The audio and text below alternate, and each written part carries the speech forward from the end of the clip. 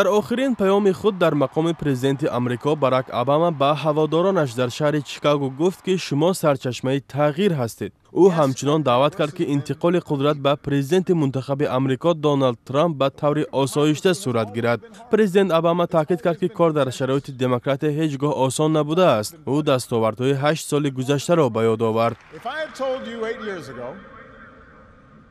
اگر من 8 سال پیش می گفتم که امریکا رکود بزرگ را پشت سر می کند، صنعت تولید ماشین را برقرار می کند، طولانی ترین دوره افزایش جایهای کاری را به عمل می برارد، در روابط با کوبا صحیفه نو می گشاید، برنامه تولید اسلحه هسته‌ای ایران بدون پراندن یک تیر به پایان می رسد، سرپرستی حمله های 11 سپتامبر محو می شود، برابری ازدواج ها را تأمین می کنیم، 20 میلیون هموطن ما صاحب بیمه بهداشتی می شوند. شاید شما فکر می کردید که ما انتظارات کمی بلندتر از واقعیت داریم.